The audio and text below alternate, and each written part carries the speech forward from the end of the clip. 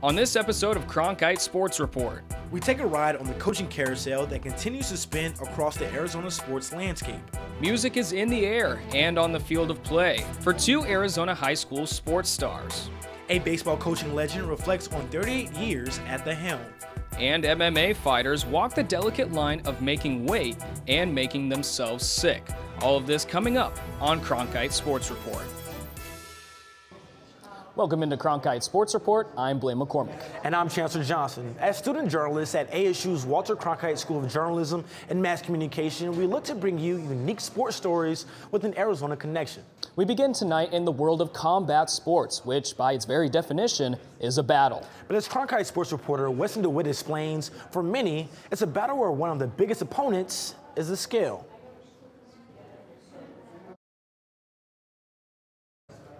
Weight to make a fight, better known as weight cutting. Well, we have some fighters that will take 40 pounds off every single camp, literally, and they don't start with a lot of fat to begin with. While cutting weight is common in combat sports, it can also be quite dangerous. To put it in perspective, if you were going to lose, let's say 35 pounds over a period of time, you'd have to run about, the average person of average size would have to run about 35 marathons in a row without eating anything to be pure body fat, body weight. So you can imagine if you're losing that much weight, it's coming from important water in your system, which we're made of mostly water, or muscle mass, neither of which do you really want to lose. In the Ultimate Fighting Championship, many high-profile fights have been canceled due to weight-cutting issues, including the 145-pound champion, Max Holloway, who was scheduled to step in on 6 days' notice to fight Russian superstar Khabib Nurmagomedov for the 155-pound title. But in order to make the fight come to fruition, Holloway needed to get down from 180 pounds to 155 pounds in less than a week. In the end, Holloway was deemed unfit to fight on weigh-in day by the New York State Athletic Commission, and the fight was canceled. I think for someone like Max Holloway, I'm an island boy myself, I think the drive to will overcome, kind of dangerous for us guys, is the drive will kind of over-encumber our own safety and our own well-being. I don't think there's any safe way to do that. People might fool themselves into thinking that that's safe, but it's very doubtful. That I'm not aware of any rigorous research that's been done to say there's any safe way to do that. Now, have people kind of gotten lucky and been able to do that and somehow survived? Sure, but you're playing with fire. According to a 2012 article in the Journal of the International Society of Sports Nutrition, athletes who endure rapid weight loss presented decreased short-term memory, vigor, concentration, and self-esteem, and an increase of confusion, rage, fatigue, depression, and isolation. I don't think a lot of people realize that even a 2% drop in body weight will significantly affect performance, and that can be mental cognition, awareness, concentration, athletic performance on a football field, making split-second decisions, etc. Let alone when we're talking about these huge fluctuations that you hear about some of the folks in the wrestling community or MMA community making 10% body weight changes in a short period of time. Even with the trials that come along with weight cutting in combat sports, the show must go on, while simultaneously making sure the fighters not only put up the best fight possible, but don't shut down their bodies entirely. It really is just kind of figuring out how to cut weight in the healthiest and most efficient manner without killing your body, you know? I think the message we need to get out there and we're moving towards is that it's not only unsafe, it hurts your performance, and that's a much easier message to sell to professional athletes who are always looking to gain performance. So you're really silly if you're trying to do that, thinking that that's going to improve your performance. If you're walking around that dehydrated and that what we call cachexic from losing muscle mass. Kearney added that most organizations, including the UFC, are looking for ways to emphasize the importance of hydration for their fighters, which could bring a more positive light to weight cuts in combat sports. In Phoenix, Weston DeWitt, Cronkite Sports Report. Ingram says he believes he has found a way to cut weight without damaging his body, and that's by going to a vegan diet. He says it helps clean out his body while putting him in a detox state. Now we shift to high school and the end of an era. Eric Kibler, the only baseball coach Horizon High School has ever known, is out at the end of the season. Kibler approached the administration with his plans to retire after the 2019 season. But according to Kibler, they rejected that plan last week and informed him and his staff that their contracts would not be renewed at the end of the school year. It's been an emotional season for Kibler. In March, he won his 800th game, but it was with a heavy heart as junior Colin Demas continues to battle leukemia. Kibler impacted so many players during his nearly 4-decade career at Horizon. Before the news of the end of his time at Horizon broke, Cronkite Sports reporter Brooke Cotelli went to Husky Park to speak with Coach Kibler about what kept him in the game for such a long time. Before practice, Coach Eric Kibler mows the field at Husky Park, a field that's seen many changes since he began his career at Horizon High School 38 years ago. When we first got here, we had like a softball backstop, that was it. That's how we started, and that was desert right out there. At the helm of Huskies baseball since the school opened in 1980, Kibler says there's one reason he returned to the diamond each spring. More than anything else, the kids in the game and the coaches that I coach with, that's pretty much it, but the kids are number one. One of those kids was pitcher Jared Berkowitz, who helped Kibler win the first of his 6 state titles in 1995. First and foremost for Coach Kibler, it was watching him go through it. It was a lot of excitement and a lot of hard work and years of trying to get to that point, which I know meant a ton to him as it did to the players. Berkowitz is one of more than 150 players coached by Kibler who went on to play at the college level. And while it's been 22 years since Berkowitz played at Horizon, he still carries with him the lessons taught to him by his high school coach. I think positivity, baseball is a game of failure, so he really brought a lot of understanding of the ups and the downs of the game and how it translates to life. Do the best you can, work hard, have expectations for yourself, but also understand that there's going to be ups and downs, just like in a baseball game. Berkowitz went on to play college ball at Tulane, and today his jersey hangs right here on the fence at Husky Park. Next to it, Tim Huff's jersey, the father of current Huskies shortstop and catcher Cody Huff. It's been a fun experience coaching former players' kids. It just makes you feel a little older as you see the father grow up and now the kid's here and you're going, wow, that's a long time. Once a little kid running around the diamond, junior Cody Huff got to play for the same coach at the same stadium where his father played. I've always respected him as a coach and as a role model, and he's awesome to come play for every day, and he gives us his best effort at practice every day, so we try and give it back to him. Coach was always very honest with us. He was very passionate. He was very knowledgeable. A coach, a father figure, anybody we could go to anytime we wanted to talk to somebody about anything in life. I mean, you can just tell by his work ethic and every day during practice that he really does care about us, and he wants us to get better, not only as baseball players, but as people and members of the community as well.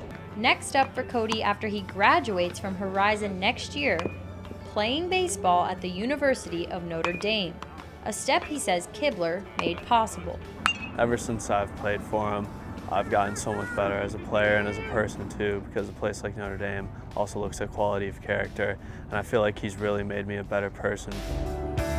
As he's done with Cody and the hundreds of players who've come before him, Kibler said his goal was always to teach his players more than just baseball, but also about the curveballs life can throw. In Scottsdale, Brooke Cotelli, Cronkite Sports Report. 34 of Kibler's Horizon Huskies went on to play in the major leagues, including Tuffy Goswitch, Brandon Wood, and Tim Alderson. Next on Cronkite Sports Report,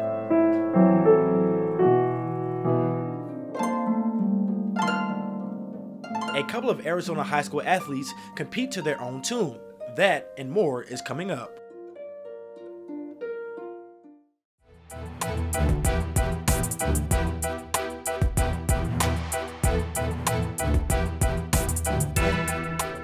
Welcome back to Cronkite Sports Report. I'm Blaine McCormick. And I'm Chancellor Johnson. Now, when I was in high school, I did it all. I played on the varsity basketball team, I was pretty nice on the keyboard, and I graduated at the age of 17. For another high school student, he's doing all of that and much better at just 15.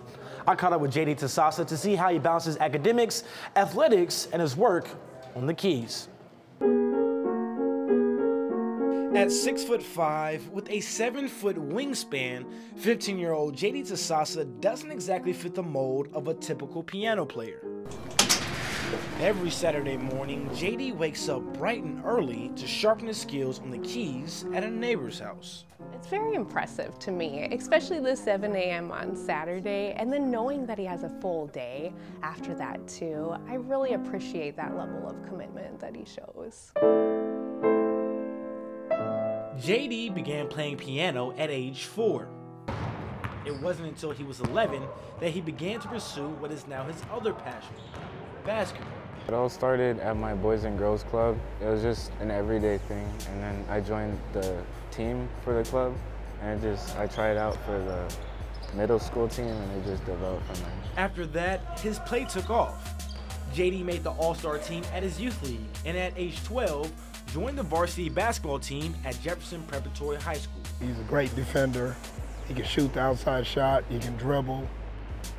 What more do you want? JD is ahead of his time athletically, musically, and academically. Age-wise, he's a freshman, yet he has enough credits to graduate this summer. My mom noticed that I was ahead when I was little. I taught myself how to read and write. And so it just led to me starting early and then skipping a grade. When JD got to middle school, he took enough classes to receive high school credit. When he got to high school, he was already ahead of the curve. Now, he has enough credits to graduate at the age of 15, which gives him more time to focus on basketball. Now, JD and his mother have a decision to make: graduate early and try to play at the next level at 15, or hold off to continue to develop as a player. If you look at it realistically, staying back a year, he's still going to be 16. That's still really young compared to most of the college kids.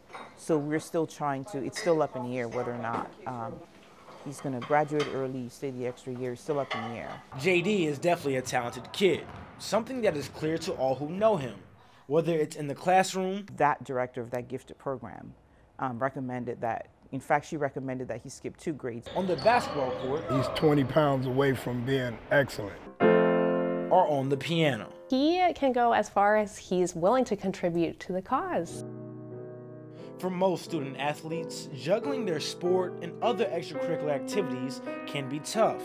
But JD has bigger aspirations past basketball. Because I know that in the future, all of these things will help me in life, and it never stops at old age. Because once you get old, sometimes basketball may stop, but you can still play music.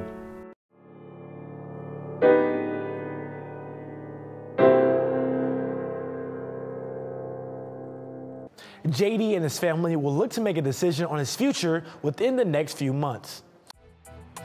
Coming up next on Cronkite Sports Report, we'll introduce you to another musically inclined athlete. With harp, it's really helped me in fencing to think about my steps more like music notes. And how other Valley teams handle the constant coaching changes. Usually when you have a coaching change, so I've had it a couple times in my career, usually you have a vet team to help that transition. That and more is coming up.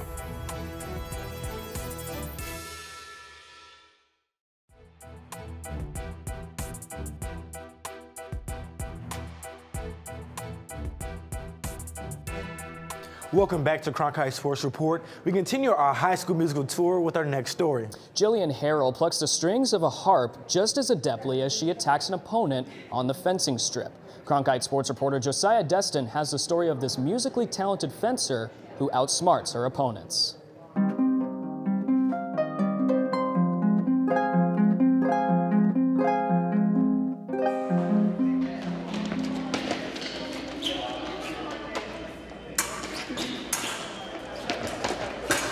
Harp, it's really helped me in fencing to think about my steps more like music notes and feeling rhythms. Chandler High School senior Gillian Harrell uses fencing and harp in harmony to improve in each exercise. When my coach goes over a new footwork that I should try, I have a journal and I write down what the music notes would look like if I were to play those steps out on the harp.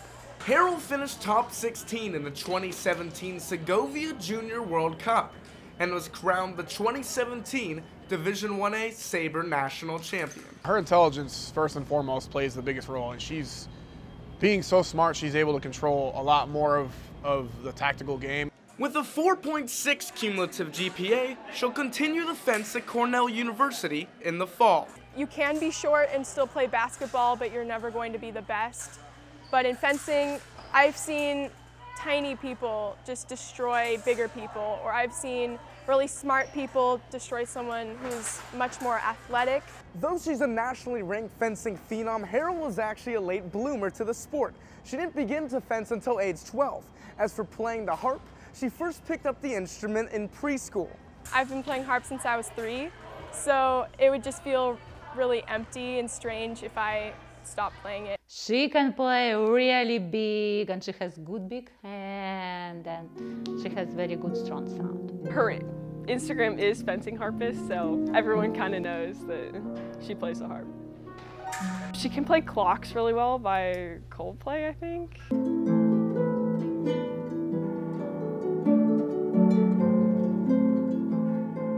Harrell hopes to qualify for the NCAA and World Championships, and possibly the Olympics. Pushing her along the way is her friend and sometimes opponent, Kara Linder.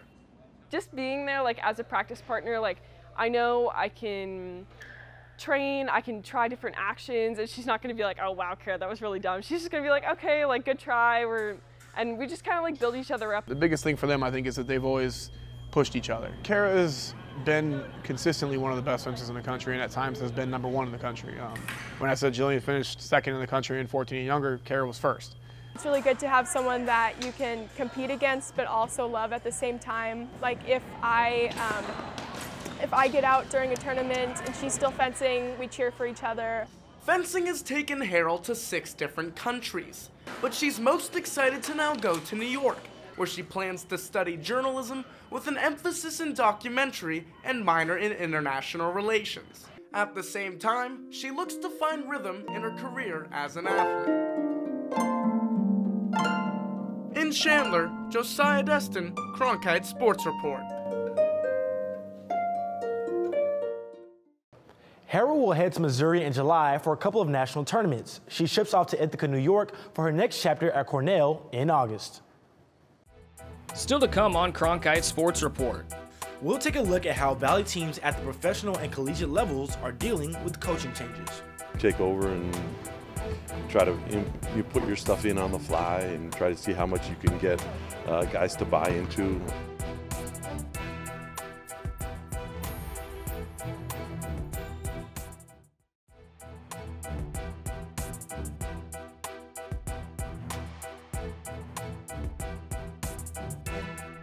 Bum Phillips, the former Houston Oilers head coach, once said, quote, "There's 2 kinds of coaches, them that's fired and them that's gonna be fired." Well, the Arizona sports scene has certainly embodied that the last few years. As Cronkite Sports reporter Noah Friedman explains, coaching in Arizona has lately been a short-term proposition. In the Valley of the Sun, the sports rosters change constantly. The people leading these teams also shift. The coaching carousel has been spinning at a rapid pace lately. Amongst the 4 major sports in the greater Phoenix area, Diamondbacks manager Torey Lovello is the longest tenured in just his 2nd season. Coaching at the college level in Arizona has switched hands recently also. Arizona State fired its football coach, Todd Graham, who lasted 6 seasons in Tempe. Enter Herm Edwards, who had never been the head coach of a college team, but had experience in the NFL with the New York Jets and Kansas City Chiefs. The new journey isn't stopping the 63-year-old from implementing what he already knows. I coach the way I coach. It's about teaching. It's really not a whole lot different, to be quite honest. That never changes. That's at high school, that's at pro, that's at college. Pro football is different in the sense you have more time. They are professional football players. They do it for a living. These guys are student athletes. The Phoenix Suns let Earl Watson go 3 games into the 2017-18 season, the organization's 3rd change in 4 years. Insert Jay Triano, who finished the campaign as the interim coach. He was also on a temporary basis in Toronto, leading the Raptors to a 25-40 record during the 2008-2009 season. Situations were fairly similar. I mean, I think, you know, you take over and you try to you put your stuff in on the fly and try to see how much you can get guys to buy into without a lot of practices, and I think it's a lot of teaching throughout the games. In the college game, coaching changes can be a lot easier because players have the chance to compete for the new coaches that are coming in. But in professional sports, players have the option for free agency, which gives coaches less of a rein in developing a roster. The most difficult is usually when you have a coaching change. So I've had it a couple times in my career. Usually you have a vet team to help that transition, where we fired Terry Porter here, we had Alvin Gentry come in here with Nash. You helped transition. We won 4 out of the next 5 games. Even with Jay we did. But things are going to get thrown at you that aren't expected, that you weren't expecting at all, and you just got to roll with it. You got to make the best of it. The professional game has had different outcomes. Teams continue to retool and don't have the short-term plans for success. But coaching changes will remain constant until the end of time. In Phoenix, Noah Friedman, Cronkite Sports Report. Over the course of the last 20 years, only 2 coaches from the 4 major sports in town have lasted more than 5 seasons. Ken Wisenhunt with the Cardinals and Dave Tippett with the Coyotes. That'll do it for this episode of Cronkite Sports Report. As always, thanks for tuning in. For even more local stories and Arizona sports reporting, be sure to check out our daily Facebook Live show, Cronkite Sports Now, on the Facebook page of the Phoenix Sports Bureau of Cronkite News. For any and all of your digital needs, be sure to check out arizonasports.com under the Cronkite Sports tab. And for news from across Arizona, visit cronkitenews.azpbs.org. From all of us here at our downtown studio, thank you for tuning in.